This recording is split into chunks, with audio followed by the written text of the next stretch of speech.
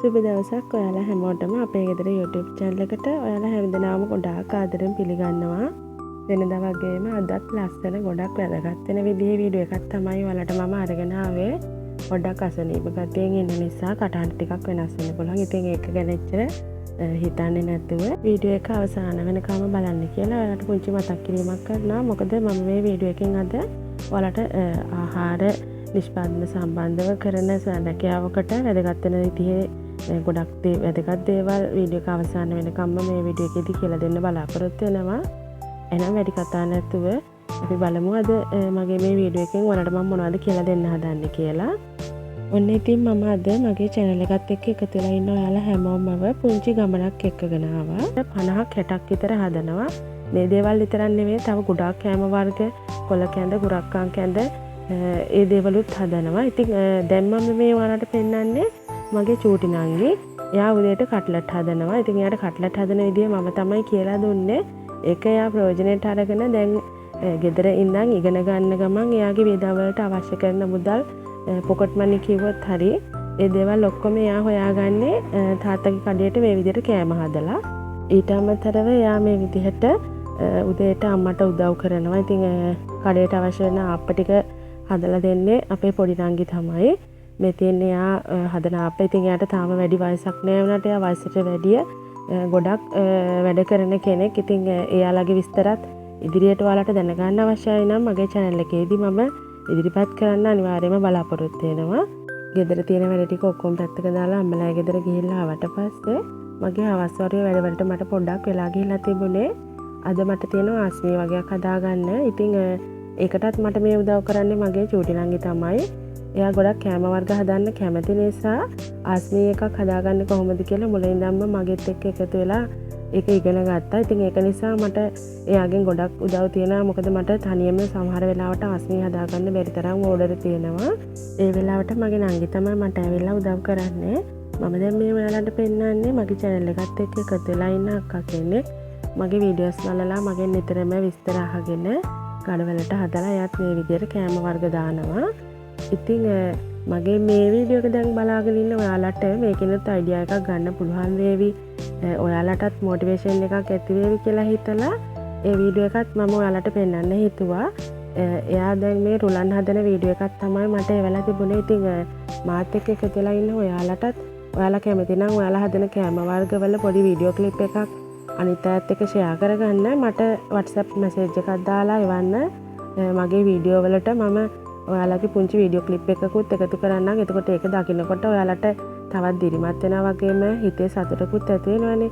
ඉතින් ඒ අක්කම තමයි මේ අච්චාර වීඩියෝ එක බලලා කඩවලට අච්චාරුත් හදලා දාන්නේ. ඉතින් මට සතුටුයි අක්කේ ඔයා ගැන ගොඩක්. මොකද ඔයා වීඩියෝ බලනවා විතරක් නෙවෙයි මට මැසේජ් කරනවා. ඒ වගේම ඒ දේ කරගෙන යනවා. ඉතින් මේ දේවල් මට ගන්න නෙමෙයි ඔයාලට ගන්න.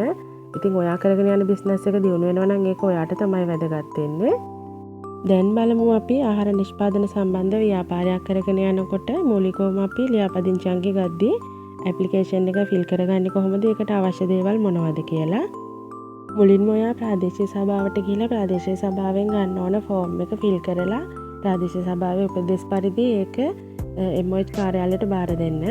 ඊට පස්සේ මේ ඇප්ලිකේෂන් එක අපි ගන්න ඕනේ ප්‍රාදේශීය ලේකම් කාර්යාලයෙන්.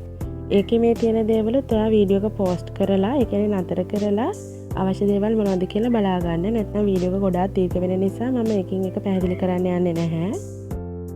ලියාපදිංචි අංකයක් ගන්න අවශ්‍ය වෙන දේවල් සම්බන්ධව මම මීට කලින් වීඩියෝ එකක් කරා. ඒකේ ඉතුරු කොටස තමයි මම දැන් ඔයාලට මේ පෙන්නන්නේ. ඉතින් ඔයාලට මූලික කොටස් ටික දැනගන්න ඕන නම් මේ වීඩියෝ එක බලන්න. ඊට පස්සේ දැන් බලමු අපි කොහොමද මේ ඇප්ලිකේෂන් එක ෆිල් කරගන්නේ කියලා. ව්‍යාපාර නාමය ඒ කියන්නේ දැන් ඔයා දාන්න බලාපොරොත්තු වෙන නම ව්‍යාපාරයට ඒක තමයි පළවෙනියටම. දෙවෙනියට ව්‍යාපාරයේ සාමාන්‍ය ස්වභාවය. සාමාන්‍ය ස්වභාවය කියන්නේ ඔයා ආහාර නිෂ්පාදන නෙමෙයි, එහෙම නැත්නම් සබන් ඒ වගේ විවිධ දේවල් තියෙනවා. ඉතින් ඒකට ඔයා මොන වගේ දෙයක් සම්බන්ධවද කරගෙන යන්නේ කියලා මම දාගත්තේ රසකැවිලි හා බයිට් වර්ග කියලා. ඊට පස්සේ ඉදිරි ඇප්ලිකේෂන් එකෙත් ගොඩක් අමාරු දේවල් නෙවෙයි තියෙන්නේ. ඔයාගේ ග්‍රාම නිලධාරී කොට්ටාශය ඒ වගේම ඔයාගේ ප්‍රාදේශීය සභාවට ව්‍යාපාරයට බදු මුදල් ගෙවපු දිනේ ඒ වගේ විස්තර තමයි ඒකෙත් සම්පූර්ණ කරගන්න තියෙන්නේ. මේ ඇප්ලිකේෂන් එක ගන්න කලින් යන්න ඕනේ කොහාටද මුලින්ම කරන්න ඕන දේවල් මම කිව්වා වගේ කලින් වීඩියෝ එකේ මම කියලා තියෙනවා. ඊට පස්සේ දෙවෙනියට කියන්නේ අවසාන වතාවට කරන්න ඕන පියවර ටික තමයි මම දැන් මේ ඔයාලට පෙන්නන්නේ. ඔයා මුලින්ම යන්න ඕනේ ප්‍රාදේශීය සභාවට. ඒකේ ඇප්ලිකේෂන් එක ෆිල් කරලා MOH එකෙන් ඇවිල්ලා ඔයාලගේ ගෙදර චෙක් කරලා ඒ අවසර ගත්තට පස්සේ තමයි අවසානට මම දැන් මේ පෙන්නපු ඇප්ලිකේෂන් එක ෆිල් කරන්නේ. MOH එකෙන් ඔයාලට මේ වගේ ඔයාගේ විදිහට සාම්පල ලේ මල මුත්‍ර පරීක්ෂා කරලා කාඩ් එකක් දෙනවා. ඒකත් අපි ඔක්කොම අර ඇප්ලිකේෂන් එකත් එක්ක ඒජ් ඔෆිස් එකට බාර දෙන්න ඕනේ. ඒ හැමදේම ඒජ් ඔෆිස් එකට බාර දුන්නාට පස්සේ ඒජ් ඔෆිස් එකෙන් ඔයාගේ ව්‍යාපාරය පවත්වාගෙන යන ස්ථානය බලන්න එනවා. ඒ එන්නේ මේ ස්ථානයේ ව්‍යාපාරය පවත්වාගෙන යනවාද කියලා තහවුරු කරගන්න විතරයි. ඉතින් එයාලා එනකොට ඔයාගේ ව්‍යාපාර නාමය ඔයා ව්‍යාපාරය පවත්වාගෙන යන ස්ථානය ප්‍රදර්ශනය කරන්න ඕනේ. ඉතින් ඒකට මම මේ විදිහට මගේ ව්‍යාපාර නාමය සඳහන් කරපු බැනර් එකක් ගේ ඉස්සරහ එයාලට පේන්න සවි කරලා තියෙනවා. ඉතින් මම වාසනා නිෂ්පාදන කියලා තමයි BR එක ගන්න හදන්නේ. ඉතින් ඔයාලා ඔයාලගේ නාමය සඳහන් කරලා මේ වගේ බැනර් එකක් ප්‍රදර්ශනය කරන්න. අද දවසේ මගේ මේ වීඩියෝ එකෙන් මූලිකවම ඔයාලට මේ දේවල් ටික තමයි මම පැහැදිලි කරන්න බලාපොරොත්තු වෙන්නේ. ඉතින් ඔයාලට මගේ වීඩියෝ එක වැදගත් වුණාද? ඔයාලගේ අදහස් පහලින් කමෙන්ට් එකක් දාන්නත් අමතක කරන්න එපා. ඒ වගේම මගේ අලුත් channel එක ගැන තාම ඔයාලා දන්නේ නැත්නම් කමෙන්ට් සෙක්ෂන් එකේ මම channel එකේ link එක pin කරලා තියන්නම්. ඒ channel එකත් එක්කත් එකතු වෙන්න. ආයෙත් දවසක ලස්සන වීඩියෝ එකකින් හම්බ වෙනකම් ගිහිල්ලා එන්නම්. ඔයාලා හැමෝටම සුබ දවසක්.